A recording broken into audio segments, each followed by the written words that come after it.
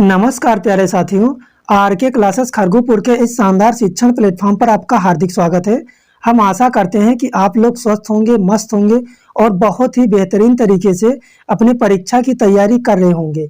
एक बार फिर से हाजिर हैं हम आपके लिए एक बहुत ही महत्वपूर्ण वीडियो के साथ। आज के वीडियो में हम लोग यूपी बोर्ड की कक्षा 10 के लिए विषय अंग्रेजी में एक बहुत ही महत्वपूर्ण मॉडल पेपर को सॉल्व करेंगे और अंग्रेजी में कॉपी कैसे लिखेंगे जिससे आपको 95 प्लस अंक प्राप्त हो सके।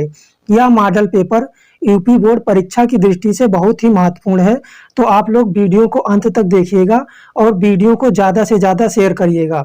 इसके बाद हम आते हैं अपने मॉडल पेपर पर। यह हमारा है मॉडल क्वेश्चन पेपर। सब्जेक्ट हमारा इंग्लिश रहने वाला है और क्लास 10th 2023-24। इसके बाद इसमें जो समय दिया जाएगा आपको, टाइम जो रहेगा 3 आवर 15 मिनट का, यानी 3 घंटे 15 मिनट का आपका एग्जाम पेपर रहने वाला है। और मार्क्स उसमें जो मैक्सिमम मार्क रहेंगे, यानी जो पूर्णांक रहने वाला है, वो आपका 70 नंबर का रहने वाला है। और इसमें कुछ जर्नल इंस्ट्रक्शन दिए गए हैं, यानी कुछ सामान्य निर्देश दिए गए हैं जिनको हम लोग जान लेते हैं।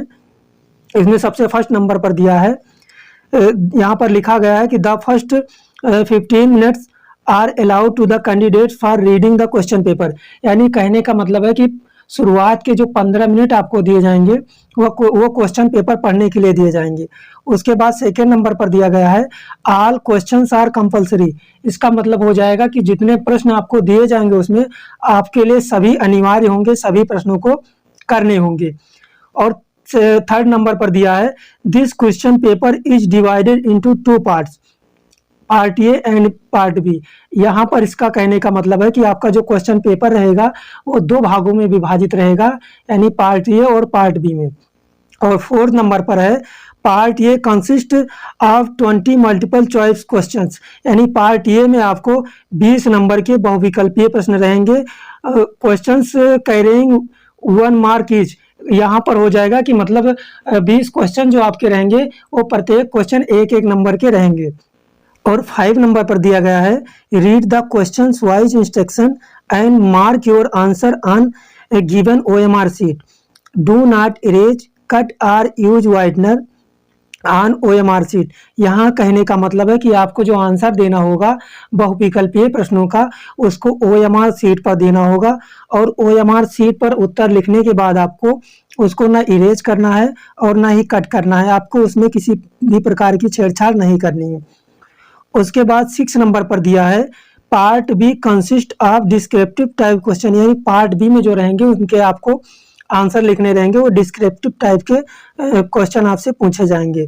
उसके बाद 7 नंबर पर जो इंस्ट्रक्शन दिया गया है marks are included against each question. यानी जो आपको मार्क रहेंगे वो प्रत्येक क्वेश्चन के सम्मुख अंकित रहेंगे। तो इस प्रकार से हमारे निर्देश हो जाते हैं। अब हम लोग आ जाते हैं पार्ट ए में। तो ये हमारा पार्ट ये दिया गया है। हम आपको बता देते हैं कि पार्ट ये में क्या रहने वाला है। पार्ट ये में जो रहेगा सबसे पहले नंबर पर अनसीन पैसेज रहेगा। सबसे फर्स्ट नंबर पर अनसीन पैसेज रहेगा जो कि 3 नंबर का रहेगा। उसके बाद सेकंड नंबर पर, दूसरे नंबर पर आपका ग्रामर रहने वाला है। ग्रामर का क्या रहेगा, MCQ रहेगा, यानी उसका बहुविकल्पीय प्रश्न रहेगा जो कि आपका 5 नंबर का रहेगा। और तीसरे नंबर पर रहेगा एक्सट्रैक्ट बेस्ड MCQ, यानी प्रोज से आपका MCQ रहेगा, यानी बहुविकल्पीय प्रश्न रहेगा जिसके लिए आपका 2 अंक रहेगा। उसके बाद जो चौथा नंबर का क्वेश्चन रहने वाला है, चौथे नंबर के क्वेश्चन में लेसन बेस्ड MCQ रहेगा, यानी आपके पाठ के आधार पर आपसे बहुविकल्पीय प्रश्न पूछे जाएंगे। और 5वें नंबर पर रहेगा वो एक्सट्रैक्ट बेस्ड MCQ, मतलब पोएट्री से आपका MCQ रहने वाला है जो कि 2 नंबर का रहेगा। उसके बाद सप्लीमेंट्री से आपका क्वेश्चन आएगा जो कि 5 नंबर का रहेगा। तो इस प्रकार से पार्ट ए में आपसे क्वेश्चन पूछे जाएंगे। तो हम लोग आ जाते हैं क्वेश्चन नंबर 1 पर। तो यहाँ पर दिया गया है, ये कह रहा है क्वेश्चन 1 से क्वेश्चन नंबर 3 तक, यानी क्वेश्चन 1 टू क्वेश्चन 3। यहाँ पर है read the following passage carefully and choose the correct option to answer the question that follows. यानी कहने का मतलब है कि ये जो पैसेज दिया गया है इसको आप लोग पढ़ेंगे, उसके बाद इसमें से जो आंसर पूछा गया है, मतलब जो क्वेश्चन पूछा गया है उसका आप लोग आंसर देंगे। तो सबसे पहले आप लोग क्या करेंगे, इस पैसेज को पढ़ेंगे। पैसेज को पढ़ने के बाद यहाँ पर इसका जो क्वेश्चन दिया गया है इसका क्वेश्चन आप पढ़ेंगे और इसका आंसर देंगे। तो हमारा पैसेज जो दिया गया है, ये दिया गया है, this is a great lesson for all us to learn. यहाँ से लेकर के हमारा जो पैसेज दिया गया है ये यहाँ दिया गया है, रेजिस्टेंस तक दिया गया है। और इसमें जो हमसे प्रश्न पूछा जा रहा है, सबसे पहला प्रश्न है we are unable to hear a sound if. इसका मतलब हो जाएगा कि हम साउंड यानी आवाज को कब नहीं सुन पाएंगे। तो इसमें जो विकल्प हमें दिया गया है, सबसे फर्स्ट नंबर पर है इट इज टू लो, और बी नंबर पर है इट इज टू हाई, और सी नंबर पर है इट इज टू नॉइजी, और डी नंबर पर दिया गया है बोथ ए एंड बी। तो यहाँ पर क्वेश्चन जो से पूछ रहा है कि we are unable to hear a sound, मतलब ये हो जाएगा कि हम किसी आवाज को सुनने में कब असमर्थ होंगे या कब नहीं सुन पाएंगे। तो इसका आंसर हो जाएगा हमारा कि इट इज टू लो, यानी जब वो बहुत धीमा होगा तब भी हम आवाज को नहीं सुन पाएंगे। और बी नंबर पर है इट इज टू हाई, यानी जब बहुत तेज होगा तब भी हम सुन नहीं पाएंगे। तो ये हमारा दोनों विकल्प, यानी विकल्प ए और विकल्प बी दोनों सही हो जाता है। तो दोनों जो सही है, तो डी वाले में बोथ ए एंड बी दिया है, तो जब डी वाले में दोनों दिया है तो इस प्रकार से हमारा डी विकल्प जो होता है वो राइट आंसर के रूप में हो जाएगा। इसके बाद हम क्वेश्चन नंबर 2 पर आ जाते हैं। क्वेश्चन नंबर 2 में कह रहा है the two extremes are like means. A number पर विकल्प दिया गया है extreme positive is better than extreme negative, और बी में दिया गया है excess of anything is not good, और सी में दिया गया है we get almost the same result in both the situation, और डी में दिया गया है ऑल ऑफ एबव। तो क्वेश्चन नंबर 2 में हमारा विकल्प सी सही हो जाता है। The two extremes are like means we get almost the same result in both situation. तो इस प्रकार से हमारा सी विकल्प राइट आंसर के रूप में हो जाता है। अब हम लोग आ जाते हैं क्वेश्चन नंबर 3 पर। क्वेश्चन नंबर 3 में कह रहा है which word in the passage is opposite of slow. इसका मतलब है कि पैसेज में कौन सा शब्द है जो स्लो का अपोजिट है।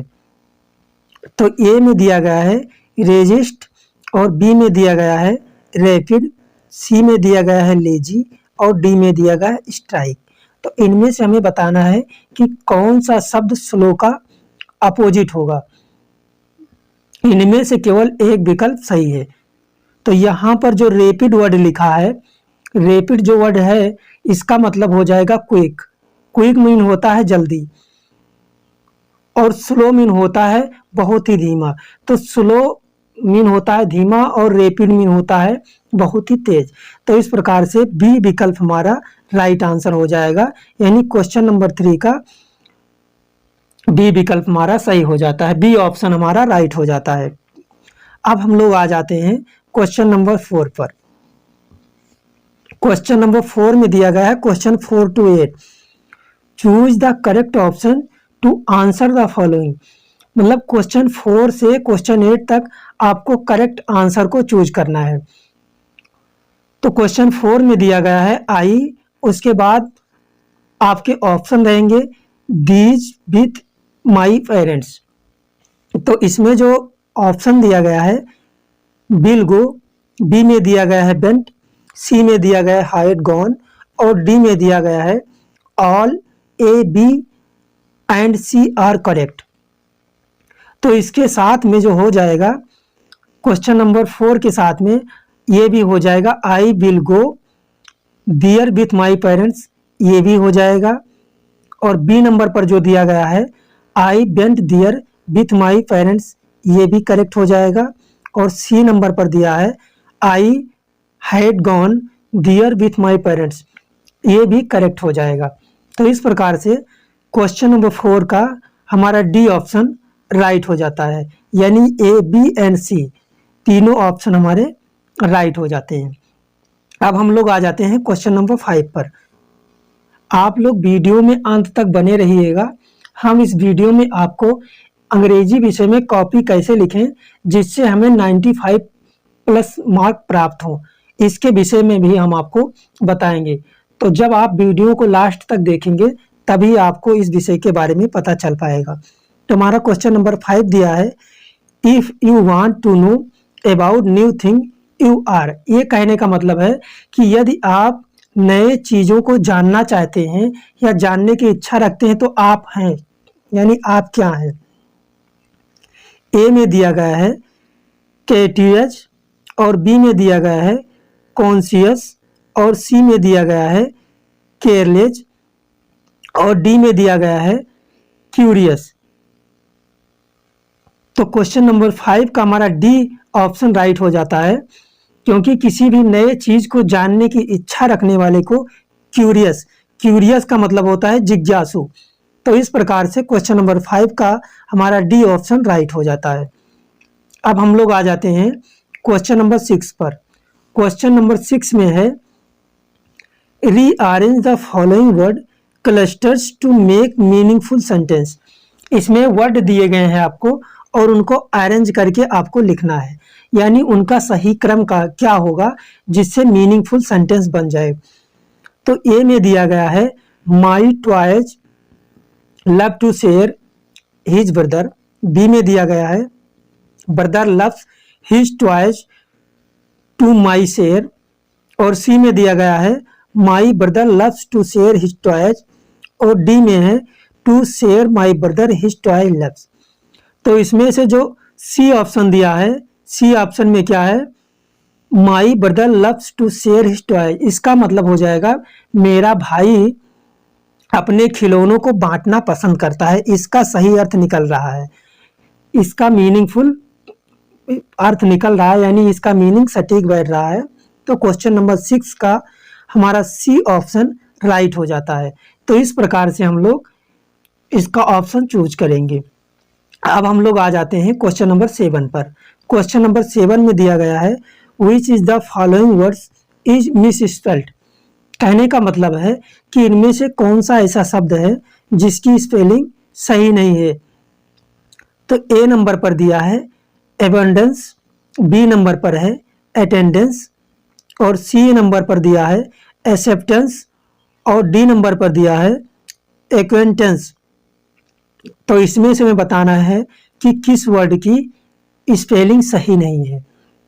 तो क्वेश्चन नंबर 7 में, क्वेश्चन नंबर 7 में ये जो एवेंडेंस दिया है, ये BUNDENCE, इसकी स्पेलिंग राइट नहीं है, मतलब इसका स्पेलिंग जो है सही नहीं है। इसकी स्पेलिंग इस प्रकार से हो जाएगी, ये BUNDANCE, इसका राइट स्पेलिंग इस तरह से हो जाएगा।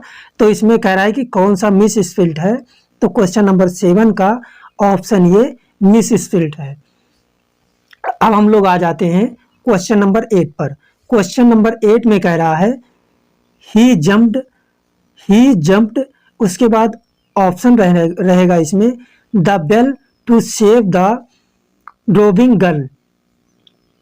तो इसमें ए ऑप्शन दिया है इन, बी में दिया है इनटू, सी में दिया है फ्रॉम और डी में दिया है एट।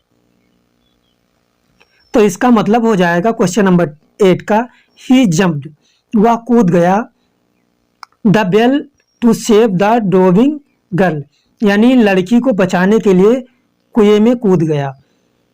तो इसमें से हमारा बी वाला ऑप्शन राइट हो जाता है, यानी कुएं के अंदर कूद गया, इसके लिए हम इनटू का प्रयोग करेंगे। अब हम लोग आ जाते हैं क्वेश्चन नंबर 9 पर। क्वेश्चन नंबर 9 है हमारा, हमें पैसेज दिया गया है 9 to 10 इसका क्वेश्चन रहने वाला है। Read the passage given below, मतलब कि जो पैसेज नीचे दिया गया है इसको पढ़ो। Choose the correct option to answer the question that follow, यानी पैसेज से आपको राइट आंसर चूज करना रहेगा। तो हमारा जो पैसेज दिया है इसको हम लोग पढ़ेंगे। आई फिनिश्ड माई पोएम से लेकर के एक्स्ट्रा होमवर्क, यहाँ तक हमारा पैसेज दिया गया है, तो आप लोग इसको सबसे पहले 2 बार 3 बार पढ़ेंगे। जब आप इसको पढ़ेंगे तो आपको इसका आंसर करना आ जाएगा कि इसमें कौन सा क्वेश्चन पूछ रहा है और इसका आंसर क्या हो जाएगा। तो हम इसका 9 नंबर का जो क्वेश्चन है उसको हम देखते हैं। हमने तो बेहतरीन तरीके से पूरे पैसेज को पढ़ा है, उसके बाद इसका आंसर हम आपको दे रहे हैं। क्वेश्चन नंबर 9 पे है, in Annie's poem the ducklings and father son symbolise. Question हमारा कह रहा है, in Annie's poem ducklings and father son symbolise. तो इसमें जो ऑप्शन दिया है, ए में है चिल्ड्रंस एंड पेरेंट्स, बी में है एनी एंड मिस्टर किसिंग, और सी में दिया गया है एनी एंड नेबर्स, और डी में दिया है क्लास एंड स्कूल्स। तो क्वेश्चन नंबर 9 का हमारा ऑप्शन ये राइट हो जाता है, in any poem the ducklings and father son symbolize children and parents. तो क्वेश्चन नंबर 9 का हमारा ऑप्शन ये राइट आंसर हो जाता है। अब हम लोग आ जाते हैं क्वेश्चन नंबर 10 पर। क्वेश्चन नंबर 10 में दिया गया है, mister Keesing had against any extra homework earlier because. यानी कहने का मतलब है कि जो मिस्टर किसिंग थे उन्होंने एनी को पहले ही एक्स्ट्रा होमवर्क क्यों दे दिया था, उसका क्या कारण था। तो ऑप्शन ए में है ही हेटेड हर, मतलब कि वह उससे घृणा करते थे। बी में है any was poor in maths, any जो थी वो मैथ में कमज़ोर थी। और सी ऑप्शन है any has misbehave with him, यानी एनी जो थी उनके साथ बुरा व्यवहार करती थी या की थी। और डी में है any talked too much in the class, यानी एनी जो थी वो क्लास में बहुत ज़्यादा बातचीत करती थी। तो क्वेश्चन नंबर 10 का हमारा डी ऑप्शन राइट आंसर हो जाता है, क्योंकि एनी जो थी वो क्लास में बहुत ज़्यादा बातचीत करती थी, इसलिए मिस्टर किसिंग ने उसको एक्स्ट्रा होमवर्क दिया था। अब हम लोग आ जाते हैं क्वेश्चन नंबर 11 टू 13 पर, यानी यहाँ पर हमें क्वेश्चन 11 से लेकर के क्वेश्चन 13 तक है जिसका हमें राइट आंसर चूज करना है। यहाँ पर दिया गया है choose the correct option to answer following questions. Question number 11 में है, Mandela passed years in jail, यानी मैंडेला जो थे उन्होंने कितने ईयर्स तक जेल में गुजारा था। तो ऑप्शन ये हो जाता है 27, बी में है 32, सी में है 30 और डी में दिया गया है 39। तो मैंडेला ने 27 ईयर्स तक जेल में गुजारा था। तो इस प्रकार से क्वेश्चन नंबर 11 का हमारा ए ऑप्शन राइट आंसर हो जाता है। अब हम लोग आ जाते हैं क्वेश्चन नंबर 12 पर। क्वेश्चन नंबर 12 में दिया है, mahseer is a found of Coorg.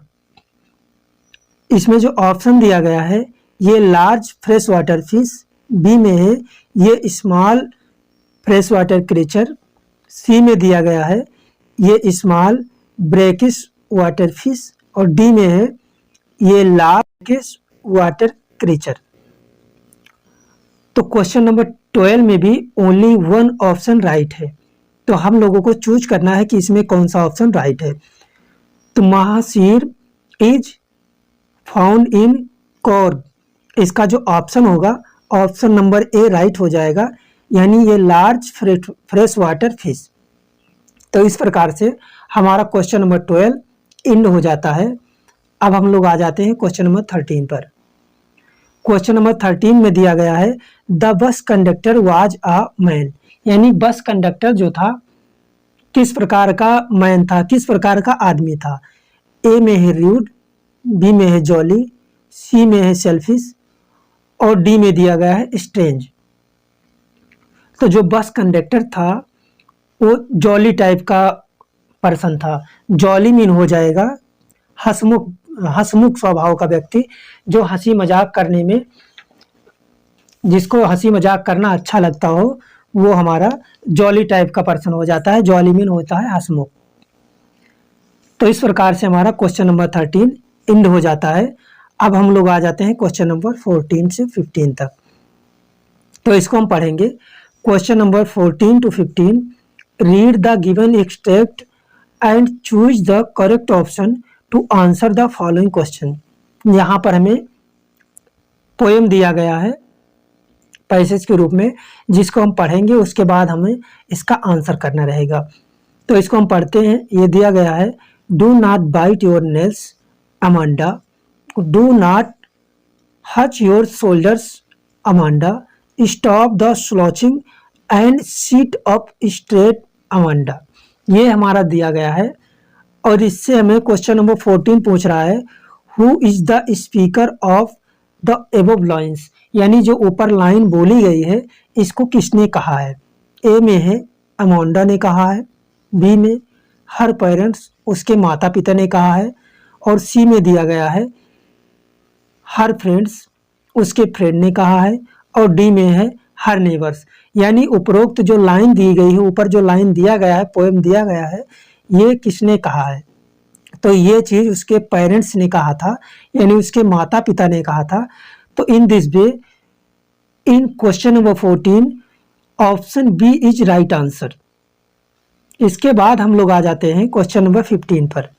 Question number 15 दिया गया है, the speaker is speaking like this because. A में है Amanda is unruly girl, B में है अमांडा रिमेन्स अनटिडी, और सी में है instructions can make Amanda behave better, और डी में है he want to scold Amanda. तो क्वेश्चन नंबर 15 में हमारा ऑप्शन ये राइट आंसर हो जाता है, यानी the speaker is speaking like this because Amanda is unruly girl, क्योंकि वो नियम कानून नहीं मानती थी क्लास में। इसके बाद हम लोग आ जाते हैं क्वेश्चन नंबर 16 to 20 पर, यानी क्वेश्चन नंबर 16 से 20 तक। कह रहा है, choose the correct option to answer the following question, यानी आंसर आपको करेक्ट चुनना है। इन क्वेश्चंस में से आपको ऑप्शन जो दिए गए हैं उनको करेक्ट ऑप्शन को चुनना है। तो क्वेश्चन नंबर 16 में दिया गया है, it was a temptation to keep Tricky on the permanent guest because. A में है Mrs Pumphrey did not want to Tricky back, B में है Tricky did not create problems, C में है Tricky was not recovering fast, D में है Mrs Pumphrey sent a lot of eatables that the doctor enjoyed. तो question number 16 का हमारा D option right हो जाएगा। It was temptation to keep Tricky on the permanent guest because Mrs Pumphrey sent a lot eatables that the doctor enjoyed. हमारा D option right answer हो जाता है। इसके बाद हम आ जाते हैं क्वेश्चन नंबर 17 पर। क्वेश्चन नंबर 17 में दिया गया है, अनिल टाट हरी सिंह टू, यानी अनिल ने हरी सिंह को सिखाया। क्या सिखाया। ए में है कुक एंड राइट, बी में है cook right and add numbers, C में दिया गया है राइट, और डी में दिया गया है कुक एंड ऐड नंबर्स। तो कहने का मतलब है कि अनिल ने हरी सिंह को क्या सिखाया। तो अनिल ने हरी सिंह को बहुत कुछ सिखाया था, जिनमें से खाना बनाना, लिखना, नंबरों को जोड़ना, यानी इन तीनों चीज़ों को सिखाया था। तो इस टाइप से हमारा बी ऑप्शन राइट आंसर हो जाएगा, यानी अनिल ने हरी सिंह को कुक करना सिखाया, राइट करना सिखाया, और ऐड नंबर को भी ऐड करना सिखाया था। तो इस प्रकार से हमारा क्वेश्चन नंबर 17 समाप्त होता है। अब हम लोग आ जाते हैं क्वेश्चन नंबर 18 पर। क्वेश्चन नंबर 18 हमारा है, the book gifted to a bride by his mother was, यानी ए ब्राइड द्वारा अपनी माँ को कौन सा बुक गिफ्ट किया गया था। ए में है the travels of monarch butterflies, B में है the history of monarch butterflies, और सी में है द ट्रेवल्स ऑफ बटरफ्लाइज, और डी में है द ट्रेवल्स ऑफ मोनार्च 10। तो इसमें से यानी क्वेश्चन नंबर 18 का हमारा डी ऑप्शन राइट हो जाता है, यानी ब्राइड ने जो अपनी माँ को बुक गिफ्ट किया था वो the travels of monarch x करके ये जो लिखा है 10 यही गिफ्ट किया था। इसके बाद हमारा क्वेश्चन नंबर 19 आ जाता है। इसमें दिया गया है which of the following combinations described Matilda, यानी मेटिल्डा के कॉम्बिनेशन से कौन सा ऑप्शन मैच करता है। तो ए में है रिच ब्यूटीफुल फैशनेबल, बी में है फैशनेबल एम्बिशियस मिडिल क्लास, सी में है ambitious middle class satisfied, D में दिया गया है डिससेटिस्फाइड एम्बिशियस। तो इसमें 4 ऑप्शन दिए गए हैं जिनमें से ओनली 1 ऑप्शन राइट है। तो क्वेश्चन नंबर 19 का हमारा बी ऑप्शन राइट हो जाता है, यानी मेटिल्डा के कॉम्बिनेशन से हमारा सी ऑप्शन मैच कर रहा है। अब हम लोग आ जाते हैं क्वेश्चन नंबर 20 पर। क्वेश्चन नंबर 20 दिया गया है। इसमें कह रहा है Bholi was sent to school because, यानी भोली स्कूल भेजी गई क्योंकि ऑप्शन ये है her father felt compelled to do so, B में है her mother wanted to get educated, C में है everybody else sent to daughters to school, और डी में है it is necessary for her marriage. तो इस प्रकार से क्वेश्चन नंबर 20 में हमें 4 ऑप्शन दिए गए हैं। तो इनमें से हमारा ऑप्शन ये राइट हो जाता है Bholi was sent to school because, यानी भोली को स्कूल भेजा गया क्योंकि हर father felt compelled to do so, उनके पिता ने उसको मतलब स्कूल भेजा था, महसूस किया था उसके बारे में। तो इस प्रकार से हमारा क्वेश्चन नंबर 20 का ऑप्शन ये राइट हो जाता है। अब हम लोग आ जाते हैं पार्ट बी पर। यहाँ पर हमारा पार्ट ये समाप्त हो जाता है, यानी पार्ट ये हमारा यहाँ पर समाप्त हो जाता है। यहाँ पर हम लोगों ने 20 क्वेश्चंस के आंसर दिए थे जो कि ऑब्जेक्टिव टाइप के थे, और प्रत्येक क्वेश्चन हमारा 1 नंबर का था, 1 मार्क का था। तो यहाँ तक करने पर आपको 20 नंबर प्राप्त होंगे। यहाँ से हमारा पार्ट बी स्टार्ट हो जाता है। पार्ट बी में हमें रीडिंग दिया रहेगा, रीडिंग ये भी पैसेज रहेगा। तो क्वेश्चन नंबर 1 पर दिया गया है पार्ट बी के क्वेश्चन नंबर 1 पर। जैसा कि हमने कहा था कि आपको हम इस वीडियो में इंग्लिश की कॉपी भी लिखना सिखाएंगे, तो बस थोड़ा सा एक क्वेश्चन और हो जाए उसके बाद हम आपको कॉपी लिखना बता रहे हैं। तो पार्ट बी का हमारा क्वेश्चन नंबर 1 दिया है read the following passage and answer the question that follows, यानी जो पैसेज दिए गए हैं उनमें से आपको क्वेश्चंस के आंसर देने हैं। तो हमारा जो पैसेज दिया गया है when we enter New York harbour the first thing we see is the statue of liberty.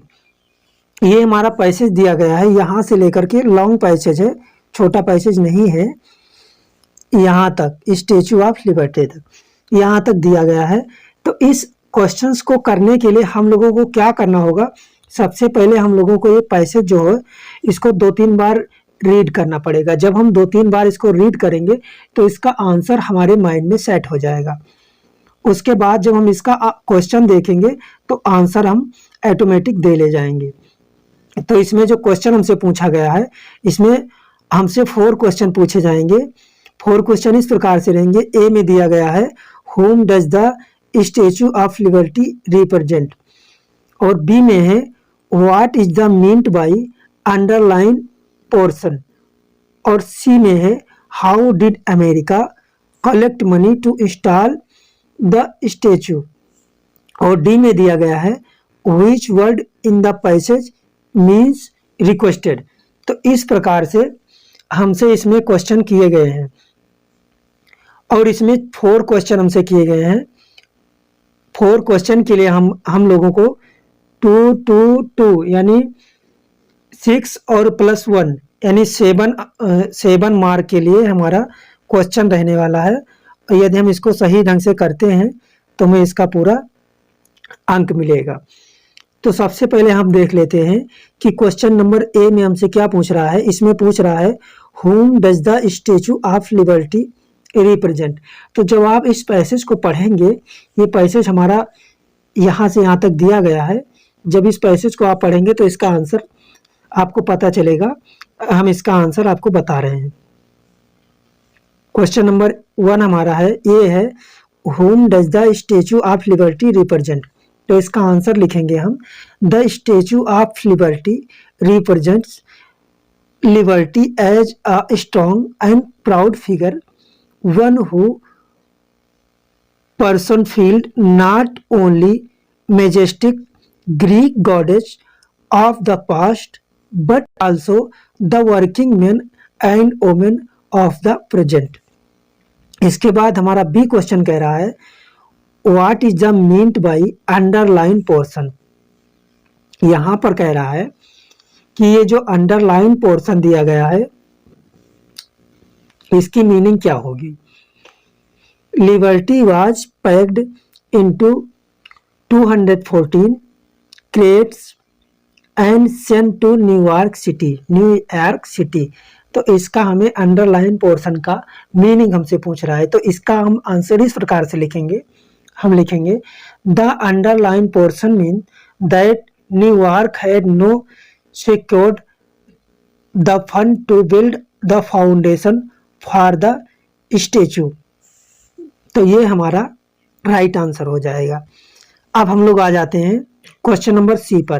Question number C में कह रहा है, how did America collect money to install statue. यानी कहने का मतलब हो जाएगा कि अमेरिका स्टेचू को इंस्टॉल करने के लिए यानी स्टेचू को लगाने के लिए मनी कहाँ से कलेक्ट करता है, मतलब मनी को कैसे कलेक्ट करता है, यानी पैसे कैसे इकट्ठा करता है। तो इसका आंसर लिखेंगे हम, America collected money to install the statue when a New York newspaper employed people for donation. तो ये हमारा इसका आंसर हो जाता है। इसके बाद हमारा क्वेश्चन नंबर डी है। इसमें कह रहा है, which word in the passage means requested. यानी इस पैसेज में कौन सा वर्ड है जिसका मतलब रिक्वेस्ट होता है। रिक्वेस्ट करना किस वर्ड के मीनिंग हो जाएगी इसमें। तो इसका आंसर ये हो जाएगा, यहाँ पर इम्प्लोड दिया गया है, इसका आंसर हम लिखेंगे the word in the passage that means request is implode. Implode mean हो जाएगा रिक्वेस्ट करना। तो इस प्रकार से हमारा ये क्वेश्चन सॉल्व हो जाता है, यानी रीडिंग का पोर्शन हमारा एंड हो जाता है। इसके बाद हमारा राइटिंग वाला पोर्शन आ जाता है। राइटिंग वाले पोर्शन में आपको एप्लीकेशन और लेटर लिखना रहेगा। तो क्वेश्चन नंबर 2 पर दिया गया है, write a letter to your elder brother who lives in Delhi sharing your feelings about how you miss at home. यानी कहने का मतलब है कि अपने बड़े भाई को पत्र लिखिए जो दिल्ली में रह रहा है। शेयर योर फीलिंग्स यानी अपने फीलिंग्स को उसके साथ शेयर कीजिए। How you miss him at home यानी घर पर आप हैं तो उसको कितना मिस कर रहे हैं, कितना याद कर रहे हैं, उसके बारे में आप अपने भाई को एक पत्र लिखिए। इसमें और करके भी एक क्वेश्चन दिया है, यानी यदि आप इसको नहीं कर पा रहे हैं तो आप नीचे वाले को कर सकते हैं। दोनों में से केवल एक को करना रहेगा और उसके लिए आपको 4 अंक यानी 4 नंबर दिए जाएंगे। यहाँ पर दिया है, write an application to the principal of your college complain that water tank in school are not being clean regularly. यहाँ कहने का मतलब है कि अपने विद्यालय के प्रधानाचार्य को पत्र लिखिए। किस टाइप से पत्र लिखिए, कंप्लेन करते हुए वाटर टैंक इन स्कूल यानी आपके स्कूल में जो पानी की टंकी है वो डेली साफ नहीं की जा रही है। इसके विषय में अपने कॉलेज के प्रधानाचार्य को एक पत्र लिखिए। तो दोनों में से आपको एक करना रहेगा। तो आप अच्छे से लेटर और एप्लीकेशन 2 में से एक को तैयार कर लीजिए। ये एग्जाम की दृष्टि से बहुत ही महत्वपूर्ण है। इसके बाद हम लोग आ जाते हैं क्वेश्चन नंबर 3 पर। क्वेश्चन नंबर 3 में दिया गया है, इसमें कह रहा है, write a report on the craft exhibition in your school in about 80 to 100 words. यहाँ कहने का मतलब है कि आप एक रिपोर्ट तैयार कीजिए क्राफ्ट एग्जीबिशन।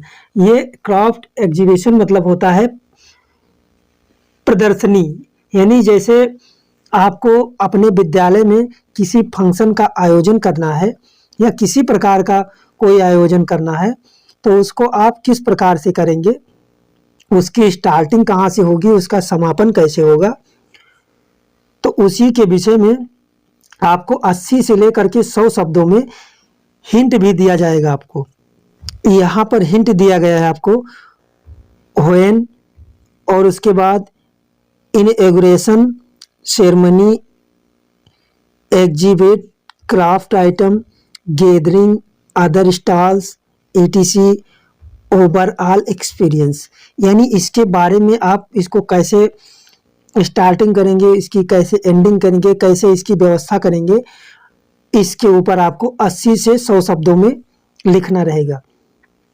और इसी में और करके दिया है, अथवा करके दिया है।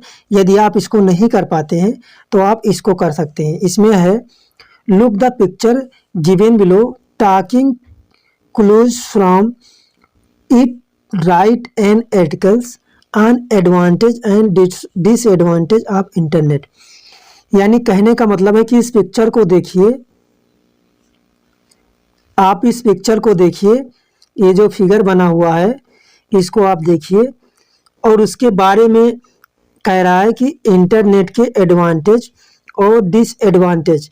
आपको ये हेडिंग दी गई है, एक तरह से आप इसको हेडिंग मान लीजिए, इंटरनेट की मेन हेडिंग रहेगी। उसके बाद में सब हेडिंग डाल डालकर आपको 80 से 100 शब्दों में लिखना रहेगा। आप इसको एक ऐसे टाइप से समझ लीजिए कि आप इंटरनेट के एडवांटेज एंड डिसएडवांटेज पर कोई ऐसे लिख रहे हैं। तो ये इस टाइप से हेडिंग दिया रहेगा और आपको इसमें लिखना रहेगा। इसके बाद हम लोग आ जाते हैं ग्रामर पोर्शन पर।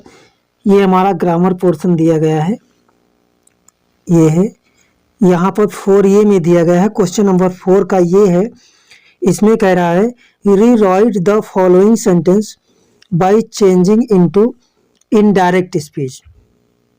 तो यहाँ पर दिया है the boy said to the teacher please give me 1 days leave. तो ये हमारा दिया गया है, इसको हमें इनडायरेक्ट स्पीच में क्या करना है, चेंज करना है। इसका इनडायरेक्ट स्पीच हम इस प्रकार से लिखेंगे, इसमें हम लिखेंगे the boy requested the teacher to grant him a 1 day leave. तो ये हमारा आंसर हो जाएगा।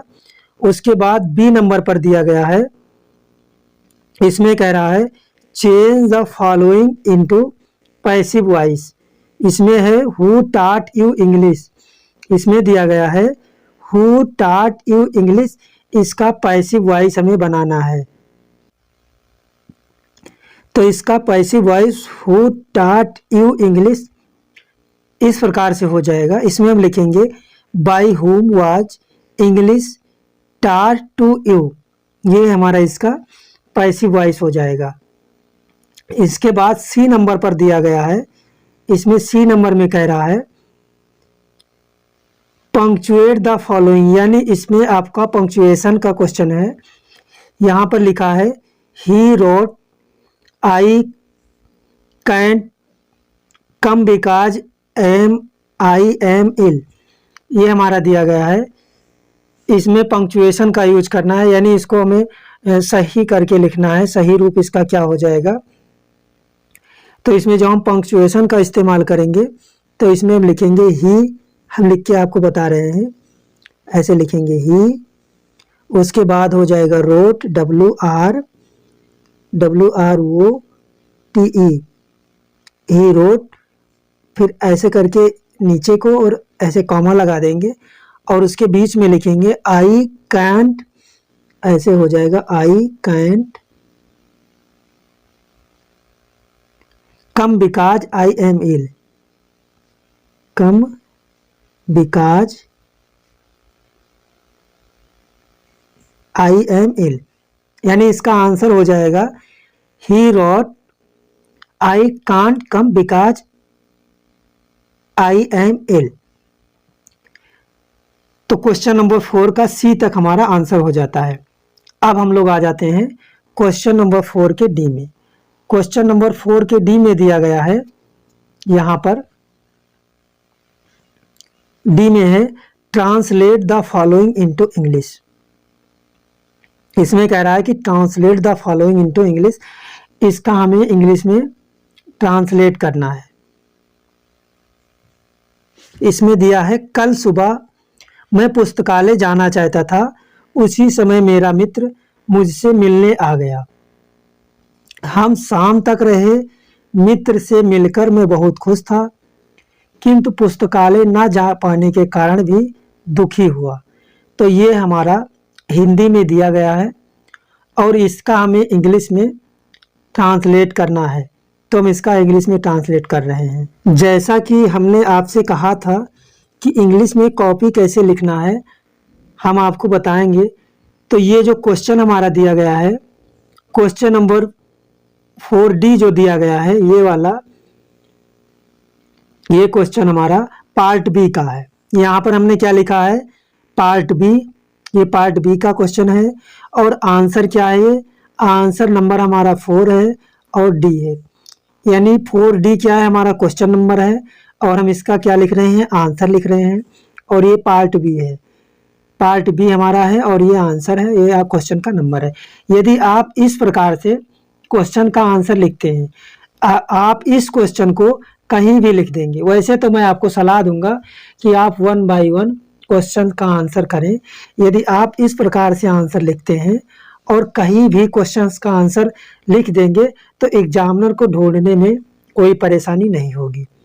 यानी हमने यहाँ पर लिखा है पार्ट बी, ये पार्ट बी का है और आंसर नंबर कौन सा है, 4 का डी है। अब 4 के डी में क्या दिया गया था, उसमें कह रहा था कल सुबह मैं पुस्तकालय जाना चाहता था। तो इसका अनुवाद इस प्रकार से होगा, इसमें हम लिखेंगे I wanted to go to the library yesterday morning. इसका मतलब हो गया मैं कल सुबह पुस्तकालय जाना चाहता था। उसके बाद दिया गया था उसी समय मेरा एक मित्र मुझसे मिलने आ गया। लेकिन उसी समय, तो लेकिन का हो जाएगा बट एट दैट टाइम, लेकिन उसी समय my friend came to meet me, लेकिन उसी समय मेरा मित्र मुझसे मिलने आ गया। उसके बाद दिया गया था हम शाम तक साथ रहे।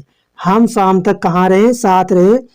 तो we stayed together until evening, यानी हम लोग शाम तक साथ रहे। उसके बाद दिया गया था मित्र से मिलकर मैं बहुत खुश था। I was very happy to meet my friend, यानी अपने मित्र से मिलकर मैं बहुत खुश था, किंतु पुस्तकालय न जा पाने के कारण दुखी भी हुआ। But I was also sad because I could not go to the library, यानी पुस्तकालय न जा पाने के कारण दुखी भी हुआ।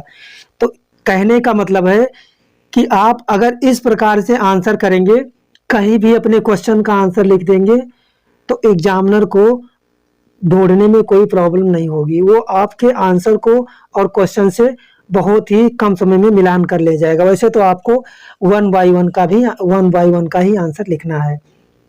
बाई चांस आप अगर भूल जाते हैं लिखना, तो आपको इस प्रकार से हेडिंग देकर आंसर लिखना रहेगा। पार्ट बी आंसर नंबर, सबसे पहले आप उस पार्ट का नाम लिखेंगे। 2 पार्ट में आंसर, 2 पार्ट में आपका क्वेश्चन रहता है, part A and part B. तो पार्ट का नाम लिखेंगे, उसके बाद आंसर नंबर, और उसका ये है, बी है, सी है, डी है, उसको मेंशन कर देंगे।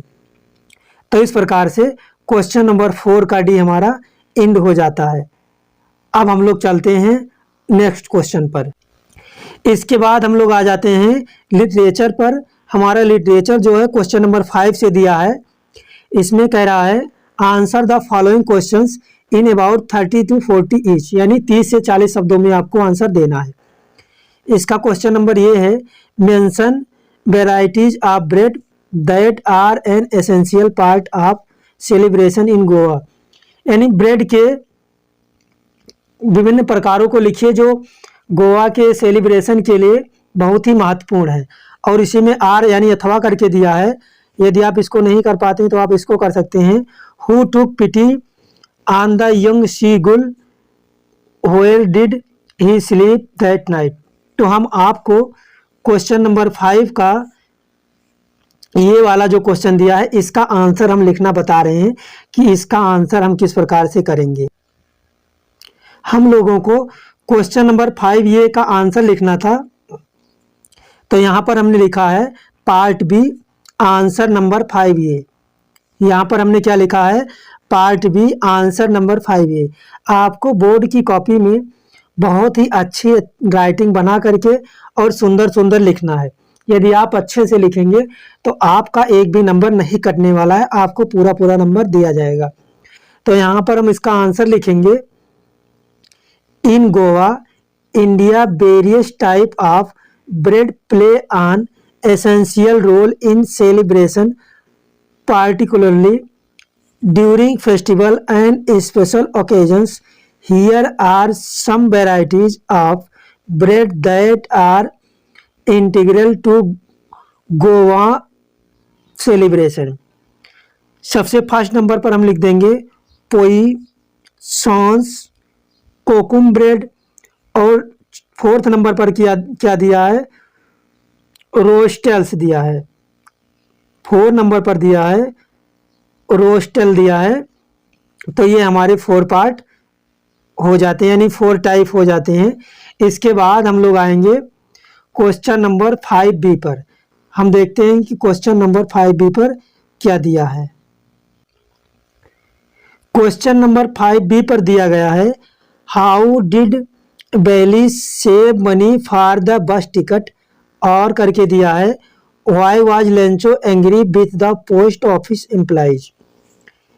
तो इसमें भी 2 क्वेश्चन दिए गए हैं, दोनों में से आपको एक करना है और इसको केवल आपको 30 से 40 शब्दों में इसका आंसर करना रहेगा। तो या तो आप इसको करिए या फिर इसको करिए, दोनों में से एक को करना है। तो हम आपको लेंचो वाले का आंसर लिखना बता दे रहे हैं, Y was Lencho angry with the post office employees. हम इसका आंसर आपको लिखना बता रहे हैं। यहाँ पर हम 5B का आंसर लिख रहे हैं लेंचो वाले का। तो यहाँ पर हमने क्या लिखा है, part B answer number 5B, यानी हम पार्ट बी का आंसर कर रहे हैं और उसमें आंसर कौन है, 5 नंबर का है, और 5 नंबर में कौन सा आंसर है, बी वाले का आंसर है। यानी आप इतना लिखेंगे, जब आप इतना लिखेंगे तो एग्जामिनर को लगेगा कि हाँ बच्चे ने मेहनत किया है, अच्छे से लिखा है, तो आपको पूरा अंक मिलेगा। आपकी राइटिंग अच्छी होनी चाहिए, आप लोग अच्छा लिख कर आएंगे पेपर में। तो इसका आंसर हम लिखेंगे, Lencho was single minded and his immense faith in God made him think that God would give him the 100 pesos he had asked from him. On seeing that he had only received 70 pesos, he thought that the employees of the post office had stolen the rest of the money. इसके बाद आगे है, this made Lencho angry. इस प्रकार से हमारा 5B का answer हो जाता है। इसके बाद हम लोग चलते हैं नेक्स्ट क्वेश्चन पर और हम लोग देखते हैं कि कौन सा क्वेश्चन हमसे पूछा गया है, हम लोग उसका आंसर करते हैं। क्वेश्चन नंबर 5 के बाद क्वेश्चन नंबर 6 आ जाता है। इसमें कह रहा है, answer any one the following in about 60 word. यानी आपको 2 क्वेश्चन दिए गए हैं, 2 क्वेश्चन दिए गए हैं, जिनमें से आपको केवल एक क्वेश्चन का आंसर लिखना है। तो ये में है, what lesson did कीसा Gautami learn in the end, यानी कौन सा लेसन कीसा गौतमी ने लर्न किया था, लास्ट में कौन सा लेसन उसने पढ़ा था। और बी में है, how did Mandela's idea freedom change with age and experience. यानी आपको 2 क्वेश्चन दिए जाएंगे, जिनमें से आपको केवल एक करना होगा, उसके लिए आपको 4 अंक दिए जाएंगे। क्वेश्चन नंबर 6 के बाद हमारा क्वेश्चन नंबर 7 है, mention a few difference between a tiger in the zoo and a tiger in a jungle. कहने का मतलब है इसमें कह रहा है कि एक जंगली टाइगर के बारे में और एक चिड़ियाघर वाले टाइगर के बारे में विभिन्नता बताओ, यानी क्या डिफरेंस होता है एक जंगल वाले टाइगर में और एक जू वाले में। यानी एक टाइगर जो जंगल में घूम रहा है और एक टाइगर जो पिंजरे में कैद है। तो सबसे पहले तो एक डिफरेंस यही हो जाता है कि जंगल वाला टाइगर जो होता है अपने मन मर्जी से शिकार करता है, घूमता है, और जू वाला जो टाइगर होता है वो पिंजरे में कैद रहता है। इस टाइप से आपको इसमें डिफरेंस लिख देना है। और इसी में क्या है, अथवा करके दिया है, right 4 lines of any poem prescribed in your syllabus, do not copy lines given in the question paper. ये तो बहुत ही इजी है। आप क्वेश्चन नंबर, हम तो कहेंगे कि क्वेश्चन नंबर 7 को आप इसको मत कीजिए, आप इस वाले को कीजिए। केवल आप क्या करना है, आपको 4 लाइन का पोएम याद कर लीजिए, समझ लीजिए काम ओके। 4 लाइन का पोएम याद कर लीजिए और लिख लीजिए। आपको 2 पोएम याद करने होंगे, सीधी सी बात है, 2 पोएम, क्योंकि एक पोएम आपके बुक में आ जाएगा। तो अगर वही आ गया और वही आपने याद किया हुआ है तो आपका समय बर्बाद हो जाएगा, आपका मेहनत बर्बाद हो जाएगा। इसलिए आप 2-3 पोएम याद रखिए। जो पोएम आपके क्वेश्चन पेपर में ना आए उसी पोएम को छोड़ करके दूसरा पोएम आप लिख दीजिए। यानी कहने का मतलब है जो पोएम क्वेश्चन पेपर में आएगा उसको आपको नहीं लिखना है, जो नहीं आएगा उसी को आपको लिखना है। इसके बाद हमारा आ जाता है क्वेश्चन नंबर 8। क्वेश्चन नंबर 8 में है, इसमें कह रहा है right the central idea of any one following poem 40 to 50 word, यानी 40 से 50 शब्दों में आपको सेंट्रल आइडिया लिखना है। यानी कविता का जो केंद्रीय भाव होता है, इसमें आपसे 3 पोएम आपको दिए जाएंगे, उसके सेंट्रल आइडिया आपको लिखने होंगे। तो ये में है फायर एंड आइस, बी में है द ट्रीज, और सी में है the tale and custard of dragon. इनमें से आपको केवल एक पोएम का सेंट्रल आइडिया लिखना है और आप 3 नंबर फ्री में ले जाइए। क्वेश्चन नंबर 8 के बाद हमारा क्वेश्चन नंबर 9 दिया है, answer any one the following into 30 to 40 words. तो क्वेश्चन नंबर 9 में कह रहा है कि आपको इनमें से केवल एक प्रश्न का उत्तर देना है। 40 से यानी 30 से 40 शब्दों में आपको केवल एक प्रश्न का उत्तर देना है और उसके लिए आपको 3 अंक दिए जाएंगे। 2 क्वेश्चन रहेंगे, या तो आप ए वाले को कीजिए या बी वाले को कीजिए। ए में है what did the doctor do to cure Tricki, और बी में है what did Griffin want to prove could he do that. तो ये 2 क्वेश्चन दिए हैं जिनमें से केवल आपको एक करना है। इसके बाद हम लोग आ जाते हैं क्वेश्चन नंबर 10 पर, और ये हमारा सबसे लास्ट क्वेश्चन होने वाला है। इसमें कह रहा है answer any one following in about 60 word. ये हमारा लॉन्ग आंसर होगा। इसमें भी 2 क्वेश्चन दिए जाएंगे लास्ट वाले में, यानी क्वेश्चन नंबर 10 में। इसमें ए और बी करके दिया जाएगा, जिनमें से केवल आपको एक क्वेश्चन का आंसर लिखना रहेगा। ये में हमसे क्वेश्चन पूछा गया है, what could have happened if Matilda had do not lost the necklace, और बी में है suppose you are Valli and now you are a teacher, write about your family and childhood and your present life. मतलब कहने का मतलब है, suppose मान लीजिए आप भोली हैं and now you are teacher, अब आप एक अध्यापक हैं, तो राइट अबाउट योर फैमिली, अपने फैमिली के बारे में लिखो, योर चाइल्डहुड, अपने बचपन के बारे में लिखो, एंड योर प्रेजेंट लाइफ, अपने वर्तमान जीवन या लाइफ के बारे में लिखो। तो इस प्रकार से सभी प्रश्नों का आपको उत्तर देना रहेगा। किसी भी प्रश्न का उत्तर देने के लिए सबसे पहले आपको सबसे पहला पॉइंट आपका रहेगा कि आप उसको पढ़ेंगे। आप उस प्रश्न को पढ़ेंगे, 1 बार 2 बार पढ़ेंगे, जब आपको समझ में आएगा तभी तो आप उसका आंसर कर पाएंगे। और आप किसी भी क्वेश्चन का आंसर लिखेंगे तो सबसे पहले उसमें उसका पार्ट डालेंगे। मान लीजिए आप क्वेश्चन नंबर 9 का आंसर लिख रहे हैं, तो 9 में क्या दिया है, ए बी दिया है। तो इसमें आप क्या लिखेंगे, ये हमारा पार्ट बी का है, तो हम लिखेंगे पार्ट बी, ये हो जाएगा पार्ट बी। और उसके बगल में क्या लिखेंगे, आंसर नंबर 9 ये, पार्ट बी आंसर नंबर 9 ये। तो इस तरह से जब आप लिखेंगे तो एग्जामिनर को अच्छे से समझ में आ जाएगा कि हाँ स्टूडेंट ने राइट आंसर लिखा है, उसको ढूंढने में कोई प्रॉब्लम नहीं होगी। तो इस प्रकार से हमारा ये मॉडल पेपर एंड होता है। हम आशा करते हैं कि आपको बेहतर समझ में आया होगा, और इसी प्रकार की इंफॉर्मेटिव वीडियो के लिए आप लोग हमारे चैनल को सब्सक्राइब कर लीजिए और वीडियो को ज़्यादा से ज़्यादा शेयर कर दीजिए, ताकि सभी स्टूडेंट्स के पास वीडियो पहुंच सके और उनको पता चल सके कि किस प्रकार से पेपर आने वाला है और किस तरह से आंसर लिखना है। और यदि आपने अभी तक हमारा चैनल नहीं सब्सक्राइब किया है तो चैनल सब्सक्राइब कर लीजिए। धन्यवाद।